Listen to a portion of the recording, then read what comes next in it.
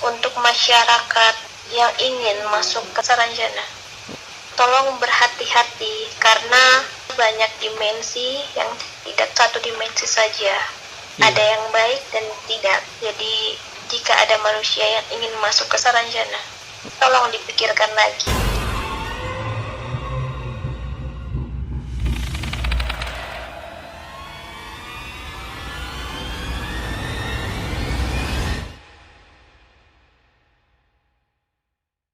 Assalamualaikum warahmatullahi wabarakatuh. Terima kasih yang sudah klik video ini. Ketemu lagi di channel Kembang Wingit. Bersama saya Hendra, mau percaya tapi tidak ada, mau nggak percaya, tapi mereka itu ada. Pada video kali ini, saya tidak akan menceritakan pengalaman horor. Namun, saya mau membahas tentang kota gaib Saranjana. Kota gaib yang katanya memang benar-benar ada dan nyata. Oke, tanpa banyak cincong, langsung ambil cemilan, pasang headset kalian, kencangkan volumenya, rebahkan badan, pejamkan mata, dan ke pembahasannya.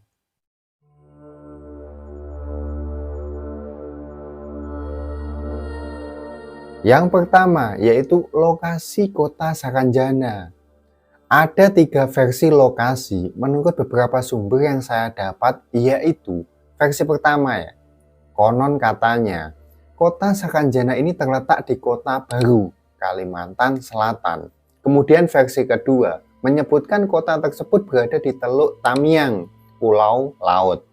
Dalam versi ketiga disebutkan secara lebih tegas bahwa lokasi daerah Saranjana ini terdapat di sebuah bukit kecil yang berada di desa Oka-Oka, kecamatan Pulau Laut Kelautan, Kalimantan Selatan. Disebutkan bahwa bukit yang berbatasan langsung dengan laut itu sangat indah dan cocok dijadikan sebagai destinasi wisata. Namun oleh masyarakat sekitar, tempat tersebut dianggap angker.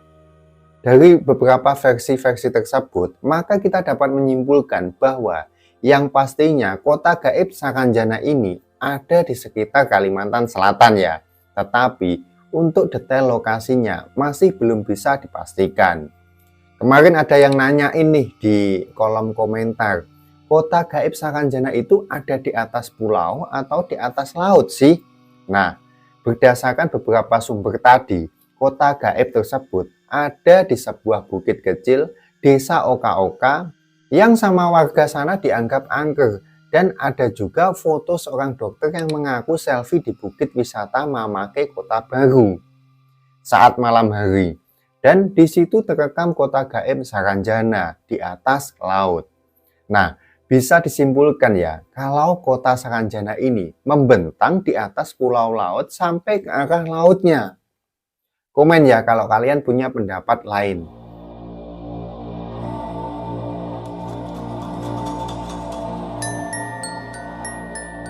Peta kuno Saranjana zaman kolonial Belanda. Peta tersebut diperlihatkan oleh Salomon Muller. Ini ya orangnya. Jadi dia ini adalah seorang naturalis yang berkebangsaan Jerman. Dalam petanya ini yang berjudul Peta Daerah Pesisir dan Pedalaman Borneo. Peta yang menunjukkan tahun 1845 silam ini menggambarkan ada wilayah yang tertulis Tanjung Saranjana. Jadi Tanjung tersebut terletak di sebelah selatan Pulau Laut, atau tepatnya berbatasan dengan wilayah Pulau Karumputan dan Pulau Kijang. Dalam membuat peta ini, Salomon telah mendapatkan pelatihan dari Museum Leiden. Jadi dia ini sudah sertifikasi waktu itu. Sementara Profesor Geografi dan Etnologi Belanda Peter Johannes Vet turut membagikan informasi mengenai Saranjana. Informasi tersebut terdapat dalam Kamus Archikunding and Statis Model.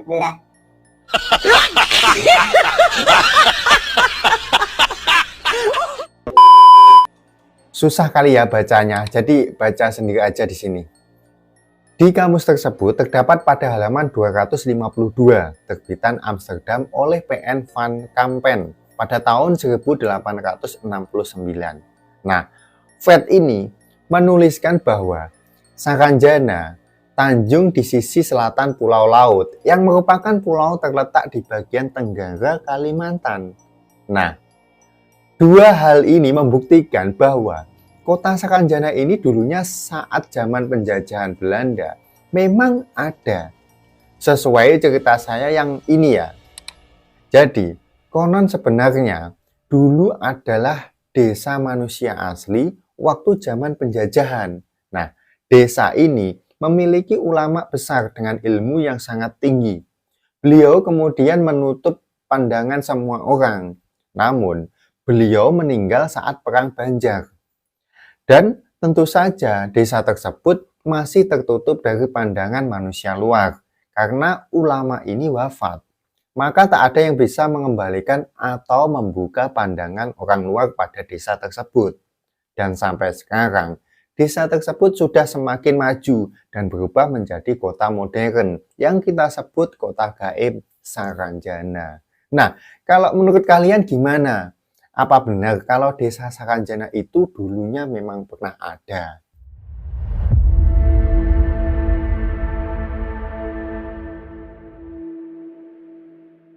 Kemudian selanjutnya adalah asal-usul nama Saranjana. Pertama dari sudut pandang bahasa. Nama Saranjana, Sarangjana atau Seranjana dalam tulisan naturalis Belanda mempunyai kesamaan dengan Sarangtiung yang terdapat di peta kuno Salomon Muller tadi. Wilayah Saranjana berada di selatan Pulau Laut, sedangkan daerah Sarangtiung berada di utara Pulau Laut. Untuk menunjukkan kesamaan dan adanya hubungan, perlu pendalaman. Yang pasti, tinjauan bahasa tersebut menunjukkan tempat berupa sarang. Namun beberapa sumber mengatakan bahwa untuk pembuktian unsur kesejarahan dalam konteks tersebut hanya sampai di sini, karena belum ada sumber yang menunjukkan hubungan kedua wilayah tersebut. Artinya, kemungkinan pendapat tersebut hanya pencocokan atau cocokologi yang belum mampu sampai taraf hipotesis. Yang kedua, berdasarkan sumber warga Loga yang mempublikasikan artikel yang berjudul Myths in the Legend of Halimun Island Kingdom in Kota Baru Regency. Artinya, mitos dalam legenda kerajaan Pulau Halimun di Kabupaten Kota Baru oleh Norma Sunah. Norma Sunah ini berpendapat bahwa sesuai mitos, Gunung Saranjana adalah jelmaan dari tokoh Samburanjana dalam legenda kerajaan Pulau Halimun. Jadi ceritanya, ada seorang raja yang bernama Raja Pangkurindang. Nah, Raja Pangkurindang ini mempunyai dua putra. Yang tua bernama Sambu Batung dan yang kedua bernama Sambu Saranjana. Sambu Batung ini mempunyai sifat mudah bergaul, lincah, dan terbuka. Sedangkan Sambu Ranjana ini memiliki sifat pendiam, tertutup, tidak suka bergaul, tidak suka keramaian, dan apa adanya. Dalam mitosnya, Raja Pakurindang ini menyuruh Sambu Batung tetap pada rencananya untuk membaur di alam nyata dan tinggal di utara pulau ini. Kemudian, Sambu Batung menjelma sebagai Gunung Sebatung. Nah, sedangkan adiknya ini, Sambu Ranjana, disuruh untuk tinggal di selatan pulau dan Raja Pakurindang ini tetap menyuruh Sambu Ranjana untuk melanjutkan niatnya, yaitu menutup diri dan sampai pada anak cucunya. Sambu Ranjana ini tetap menutup diri sehingga nama Sambu Ranjana tersebut kemudian mengalami evolusi dalam lidah lokal pelafalan menjadi Saranjana. Nah, kalau menurut kalian gimana? Komen ya di bawah.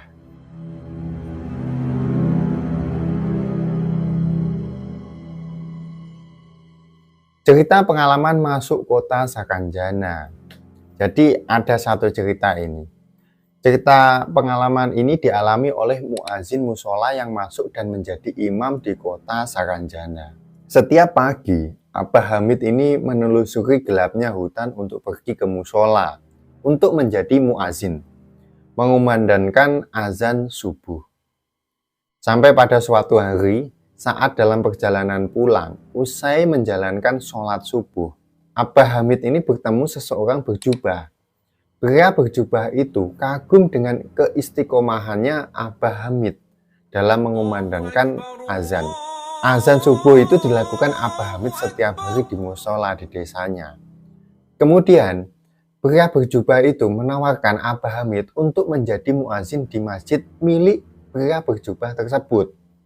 Singkat cerita, Abah Hamid ini pun menyetujui permintaan pria berjubah tersebut dan langsung mengikuti pria berjubah tersebut menuju lokasi masjid yang dimaksud. Hingga dalam perjalanannya, Abah Hamid ini bersama pria berjubah misterius itu tiba di salah satu gerbang tinggi dan di dalamnya ini ada gedung-gedung tinggi nan indah serta mewah. Tentu saja, suasana yang dilihat Abah Hamid sangat berbanding terbalik dengan kondisi tempat tinggalnya yang dikelilingi hutan lebat dan sepi. Abah Hamid pun dibawa ke sebuah masjid di kota itu, yang terlihat sangat megah dan indah. Seketika, saat itu juga, Abah Hamid ini diminta mengimami sholat di masjid itu, dan setelah itu, Abah Hamid ini dipersilakan untuk pulang kembali. Namun, saat tiba di dekat rumahnya, Abah Hamid ini mendengar orang-orang sedang tahlilan, yang ternyata tahlilan itu untuk Abah Hamid yang dikira warga kampungnya sudah meninggal dunia. Yang lebih mengejutkan lagi, ternyata Abah Hamid ini berdasarkan penjelasan warga desanya sudah seminggu dinyatakan hilang oleh warga desa. Padahal Abah Hamid ini merasa dirinya hanya sesaat mengumandangkan azan dan mengimami sholat setelah diajak orang yang berjubah ke Saranjana. Cerita kedua ya, jadi di cerita kedua ini seorang kurir yang mengantarkan paket pesanan ke kota Saranjana. Ceritanya ini berawal dari saat namanya ini Indra ya, mulai bekerja sebagai kurir di sebuah perusahaan ekspedisi. Jadi awal kerja ini Indra menjalani pekerjaannya ya seperti biasa, menjalani training dari perusahaannya. Selepas di training, Indra ini diberi tanggung jawab sendiri untuk mengantarkan paket pesanan milik konsumen. Hari ke hari, Indra ini sukses mengantarkan barang pesanan ke seluruh alamat yang ada di kota tersebut. Namun, tepat pada tanggal 16 Agustus, sore hari, keanehan pun terjadi. Ada satu barang yang tersisa yang membuat Indra ini bingung mencari alamat paket tersebut. Paket tersebut berbentuk kotak segi 4, semacam box handphone. Nah, di atas box tersebut tertulis nama Delvina Safara yang tinggal di distrik Nabula. Dan anehnya, alamat tersebut tidak ada di Google Maps. Indra pun bertanya ke warga sekitar ya, tapi tak seorang pun yang tahu alamat tersebut. Menjelang maghrib, Indra pun menyerah. Dia pikir alamat yang dicantumkan mungkin salah. Saat hendak pulang ini, tiba-tiba Indra dikagetkan dengan kemunculan seorang laki-laki parubaya. Usianya sudah menginjak kakek-kakek yang menghampirinya waktu itu. Kakek itu bertanya pada Indra, apa dia mencari alamat distrik Nebula? Nah, sontak Indra ini kemudian menjawab, iya pak, saya mau antar paket ke sana atas nama Delvina Safara. Ternyata laki-laki parubaya itu kenal dengan Delvina. Dia bilang pada Indra, oh, Dek Delvina, saya kenal itu. Singkat cerita, kakek itu mengibaskan sapu tangan ke wajah Indra. Nah, seketika itu juga, Indra mengedipkan matanya. Kemudian, kakek itu bilang, nak, kamu lurus saja ikuti jalur ini, sambil menunjukkan jalan. Nah, di sini anehnya itu, jalan tersebut sebelumnya tidak ada. Tapi setelah dikibaskan dengan sapu tangan kakek tadi, tampak jelas di hadapannya Indra ini ada jalan lurus. Namun, pada saat itu Indra tidak menyadari atau lagi terpengaruh. Indra kemudian berterima kasih pada kakek dan melanjutkan perjalanan menelusuri jalan tersebut. Sepanjang jalan, Indra ini melihat tak ada pengkolan sama sekali. Jadi jalannya itu bagus, aspal dan gak ada lubang sama sekali. Sejauh mata memandang, hanya ada pepohonan yang rindang. Motor yang dikendarai Indra ini terus melaju. Tak lama kemudian Indra memberhentikan laju motornya. Ia berhenti sejenak sambil tercengang melihat gedung-gedung pencakar langit yang megah menjulang tinggi. Warnanya ini perak dengan kaca-kaca yang sangat berkilauan. Sementara itu, Indra melihat kendaraan mewah yang berlalu lalang di udara. Sudah kayak di masa depan saja waktu itu. Di darat tak kalah hebatnya. Kendaraan supercar, motor gede, dan skuter elit yang tak pernah Indra lihat sebelumnya. Singkat cerita, Indra pun mendapati alamat yang dituju berkat bantuan dari kakek yang ditanyainya di jalan tadi. Sesampai di depan rumah Delvina, Indra langsung memencet bel, ting tong, dan layar lebar pun menyala di pintu gerbang. Jadi terlihat sosok wajah gadis yang cantik dan imut. Nah, dia itu ternyata Delvina yang langsung menyapanya, "Paket ya?" Kemudian Indra ini menjawab, "Iya mbak." Setelah itu, Indra pun dipersilakan untuk masuk. Dalam perjalanan Indra ini, melihat pekarangan Delvina begitu indah. Ada air mancur kebiru-biruan juga. Dan berbagai pernak-pernik yang membuat rumah tingkat 4 milik Delvina itu begitu memukau di mata Indra. Sesampainya di pintu, Indra pun disambut Delvina dan dipersilahkan masuk sampai di dalam rumah. Jadi Indra langsung memberikan paketnya, yang ternyata setelah dibuka oleh Delvina, isinya itu iPhone yang harganya puluhan juta rupiah. Rencana mau langsung pulang, namun tiba-tiba hujan turun. Karena cuaca hujan, jadi Indra ini pun dipersilakan untuk menginap oleh si Delvina ini. Dan besoknya baru Indra boleh pulang. Singkat cerita, besok paginya, saat Indra ini bangun, Delvina ini menawarkan Indra untuk ikut perlombaan 17 Agustus Republik Indonesia yang dirayakan di kota itu atau kota gaib Saranjana itu. Lombanya seperti biasa, balap karung, makan kerupuk, dan lomba masukin paku di botol. Jadi intinya di kota gaib itu juga ada lomba 17 Agustusan. Hadiahnya tak tanggung-tanggung. Karena Indra ini mendapatkan juara 2 dalam lomba memasukkan paku ke dalam botol. Akhirnya dia mendapatkan 4 kg emas. Dan Indra pun berhasil meninggalkan kota Saranjana dengan membawa pulang 4 kg emas itu.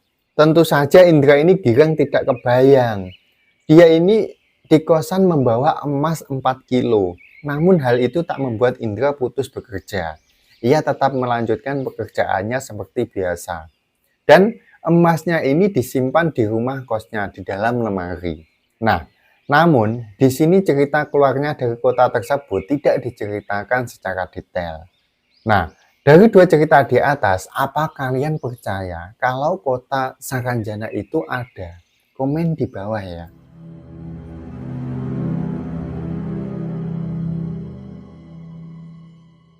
Cara masuk kota Saranjana. Kemarin banyak banget yang nanya, gimana sih caranya untuk masuk ke kota gaib Saranjana? Soalnya, beberapa cerita di video saya selepas kembali dari kota tersebut, mendadak langsung auto kaya. Ada yang kerja di sana jadi tukang kebun dengan gaji 20 juta sebulan. Ada juga yang menjadi imam di kota Saranjana dan setelah balik mendapatkan emas batangan. Dan tentu saja, emas itu asli dan bisa diuangkan. Nah, kali ini dari beberapa sumber, saya akan menjelaskan bagaimana cara masuk ke kota Saranjana tersebut. Yang pertama adalah menjadi orang terpilih. Nah, di mana terdapat tujuan khusus untuk menyebabkan seseorang itu bisa terpilih. Sebut saja seperti keinginan kuat bekerja di kota tersebut, kemudian dijadikan kerabat atau warga Saranjana, atau mempunyai keinginan menjadi calon pengantin yang akan menikah dengan orang Saranjana. Selanjutnya, bisa saja orang Saranjana itu akan dijadikan juru kunci yang bertugas untuk menjembatani informasi antara dunia manusia dan alam Saranjana. Tentu saja dibantu dengan doa ya. Cara kedua adalah tersesat, di mana tidak ada kesengajaan untuk masuk ke kota gaib tersebut. Hal ini seperti cerita yang sering beredar di masyarakat, yaitu terdapat seseorang yang sedang melakukan perjalanan ke suatu tempat, misalnya hutan atau pantai. Lalu tiba-tiba suasana hutan atau pantai tadi berubah menjadi kota metropolitan yang begitu megah. Orang yang tersesat ini biasanya akan dikembalikan ke dunia manusia dengan keadaan bisa atau tidak bisa mengingat pengalamannya itu ketika berada di kota tersebut. Nah, bagi kalian, jangan coba-coba sengaja tersesat di hutan ya.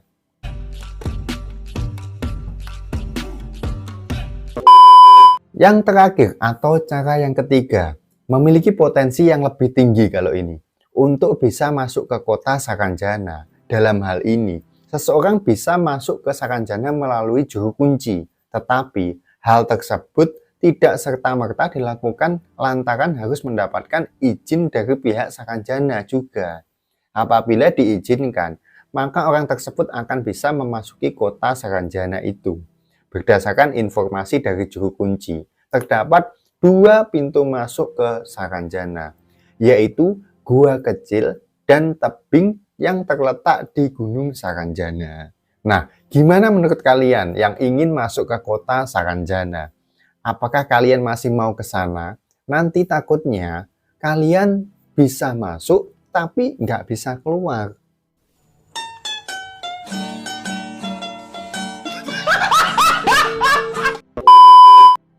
Oke guys, itulah tadi pembahasan mengenai kota gaib Saranjana. Mulai dari lokasi, asal-usul, pengalaman masuk ke kota tersebut, bahkan sampai cara masuk ke kota tersebut. Nah, bagi kalian yang ingin mengirimkan cerita pengalaman horor, silahkan kirim cerita kalian ke email di bawah ini ya. Atau kirim voice note ke nomor WA di deskripsi ya.